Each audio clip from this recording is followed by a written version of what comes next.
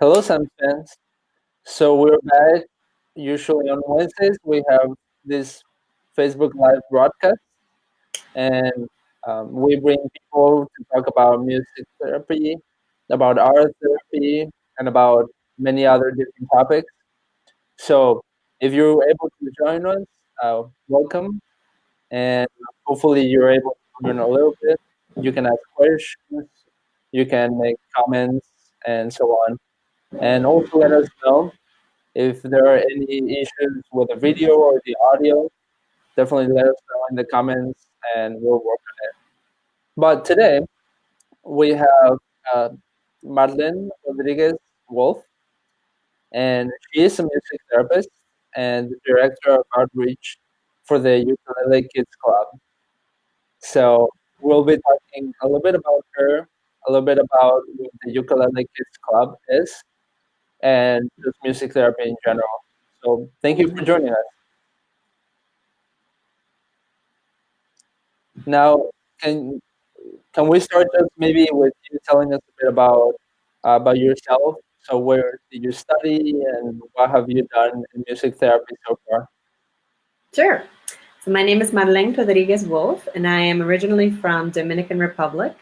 I moved to Boston when I was about 18 to go to school for music therapy. I went to Berklee College of Music, and then when I graduated, I stayed there for many years and worked in different hospitals, different centers around Boston. I worked at Shriners Burns Hospital. I worked at an early education center called Little Sprouts.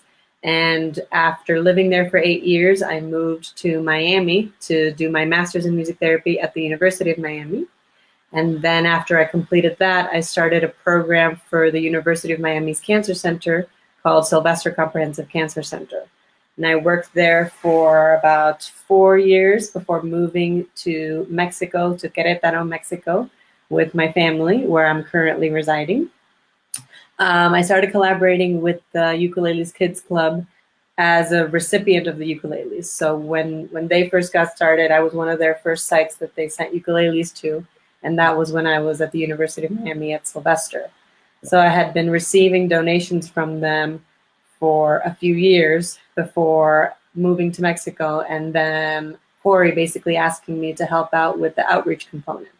Luckily, outreach is really a remote job, so you can really do it from wherever. So it worked out perfectly that I was living in Querétaro in Mexico, but I was also able to collaborate with them and stay in touch with all of my colleagues that still live and work in the US.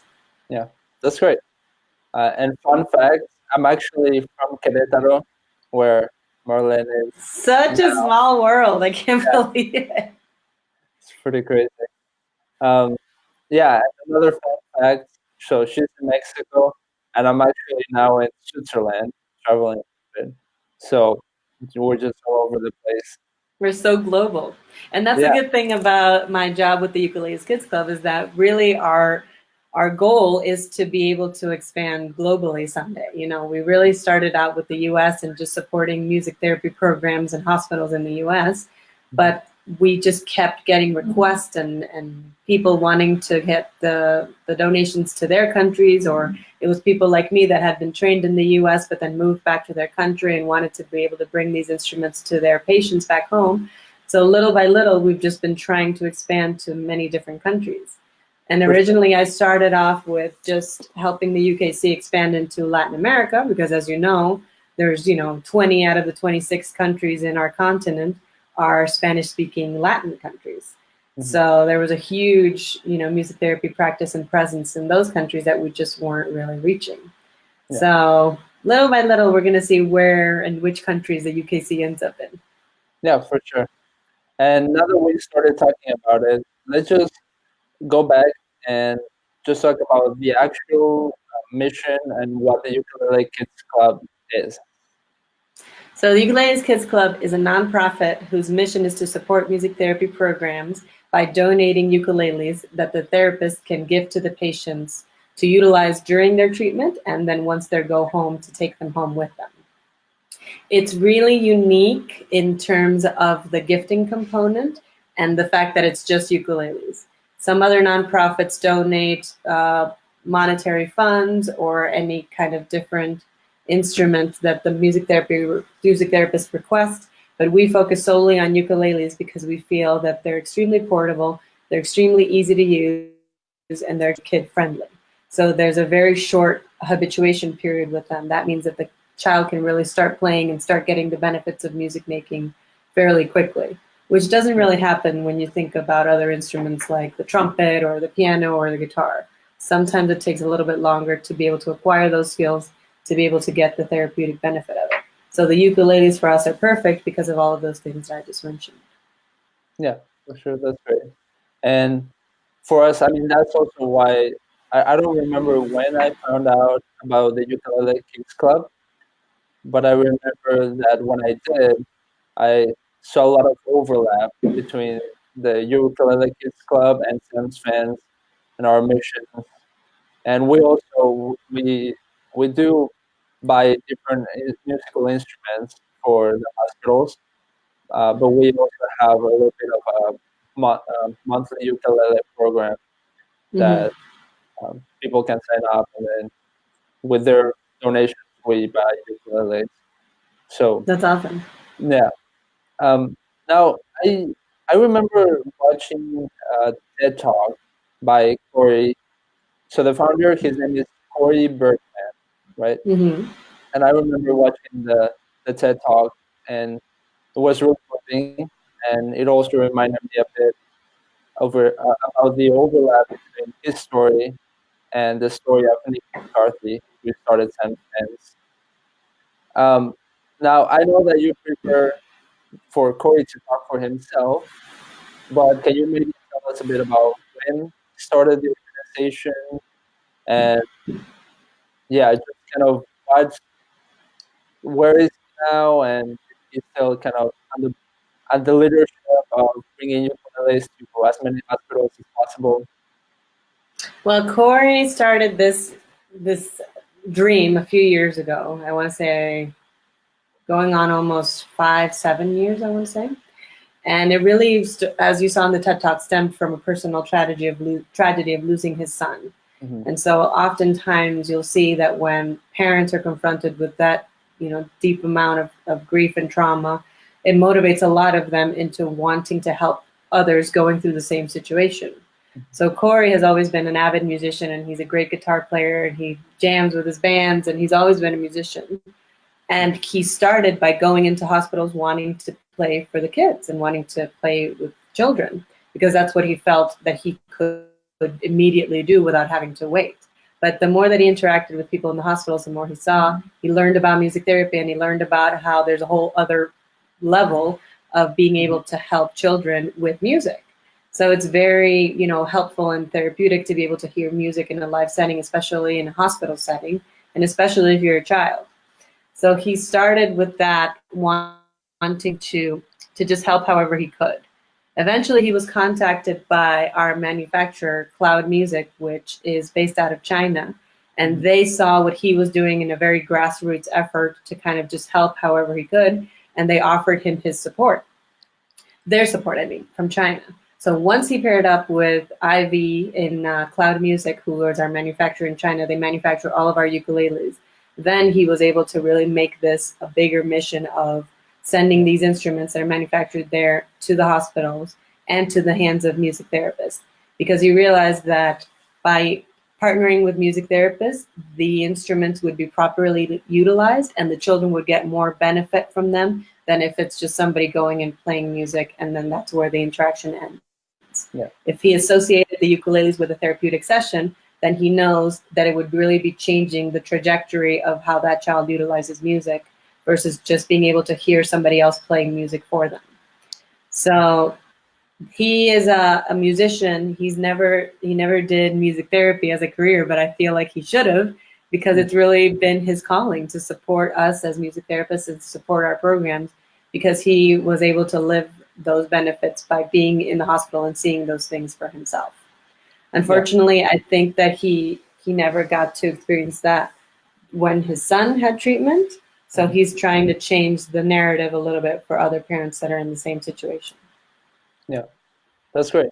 Yeah, and I definitely see the overlap, and for us as Sam's fans, we're definitely more focused on Ohio right now. so we haven't expanded as much to other states. But we're also working with music therapists, and we're bringing supplies for them. And yeah, I also thought that's why it's a great idea to connect between organizations, because there's also not many organizations that support this kind of work. Mm-hmm. There's another Now, one called Blue Star Connections, which kind of does the same thing as you guys. They fund instrument wish lists, which is super important because a lot of the times, music therapists need more than just guitars and ukuleles. You yeah, need cymbals, you need pianos, you need drums for drum circles.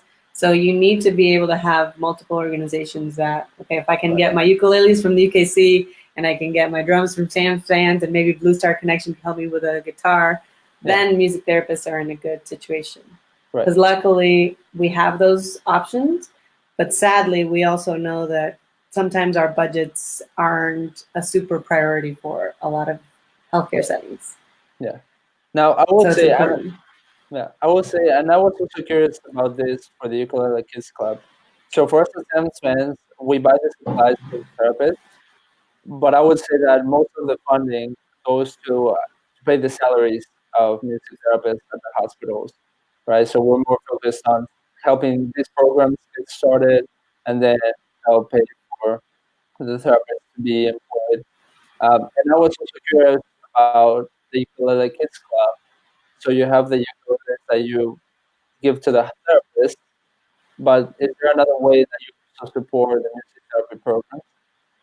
At this point, we've been trying to really establish ourselves in being able to fund the ukuleles to all of the sites that we have.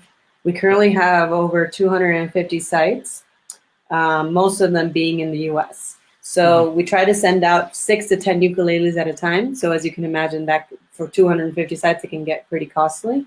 Yeah. However, we do have a long-term goal of establishing Jared fellowships and internship support stipends.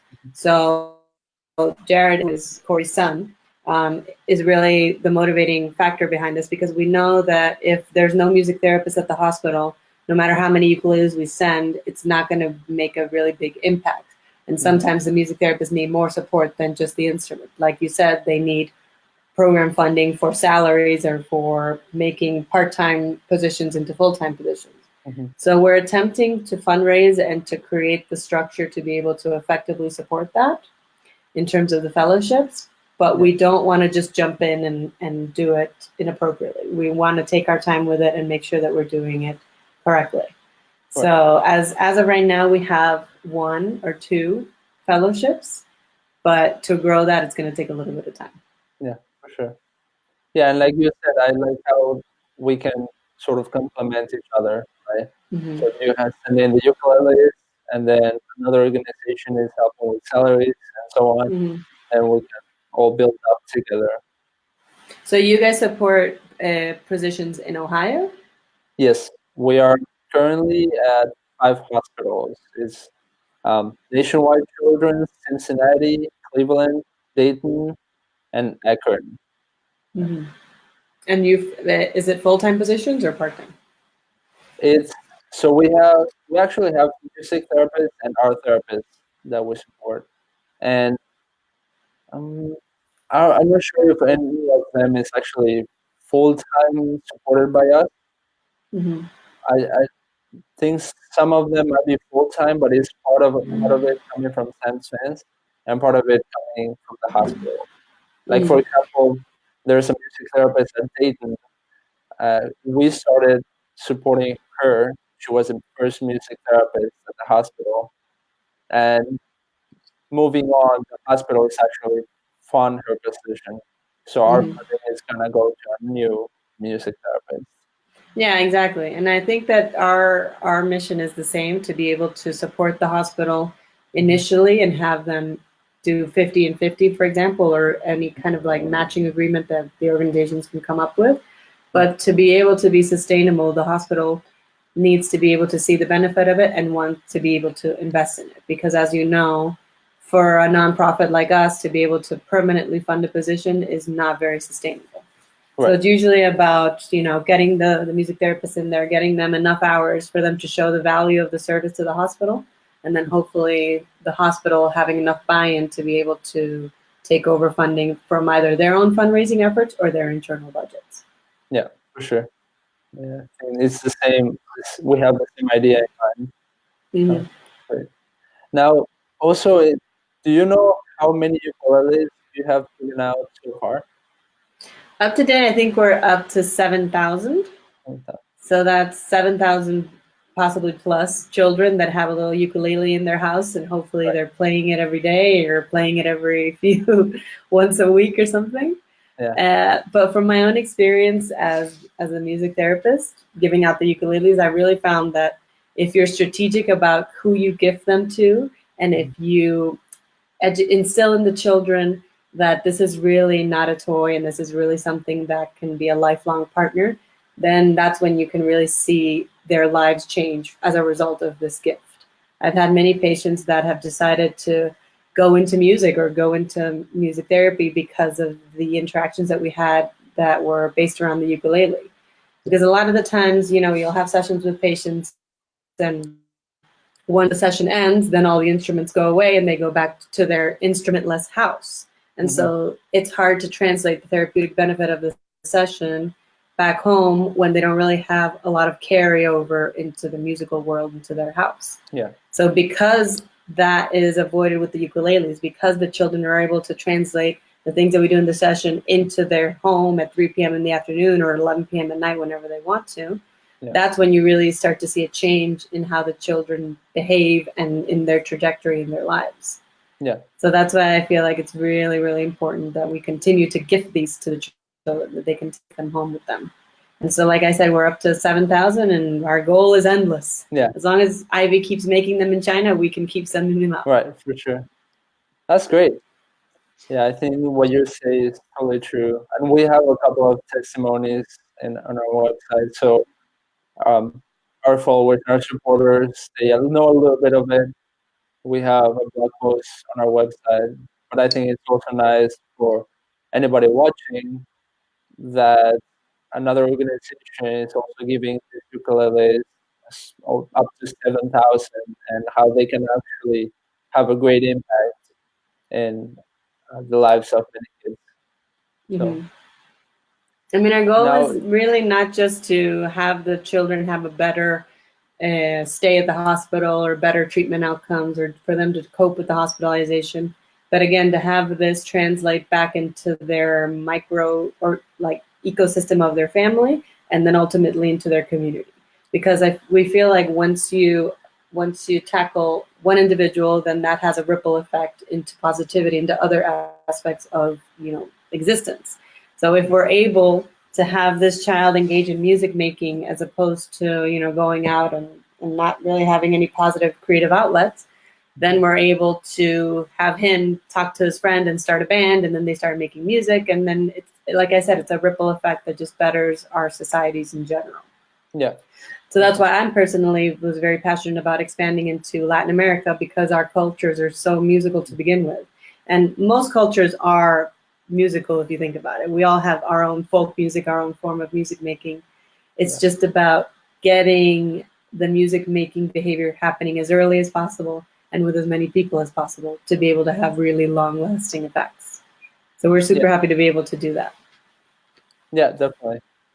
And lastly, you already talked a little bit about it, but can you maybe summarize the vision for the UKC moving forward, I don't know, in 5 years, 10 years, or like as long as you exist? Forever. Forever. We really want to be able to expand and solidify the ukulele shipping process to the US hospitals and to as many hospitals as we can internationally. Like, we'll always want to gift the ukuleles and have that run smoothly. But then, not plan B, but like part 2 of that mission is also to expand the fellowships and the support for music therapy positions, either for interns or for part-time or full-time music therapists through the Jared Fellowships. So it's really twofold. It's to support with the ukuleles and also to support the funding of positions. Definitely. Globally, forever, and as long as people want to make music, we want to be there giving them the tools that they need to do it. For sure. That's great. Well, those were the questions that I had. I don't know if there's something we missed that you would like to comment or say. No, just to remind people that for SAMS fans and for UKC and for Blue Star Connection, all of these nonprofits are nonprofits.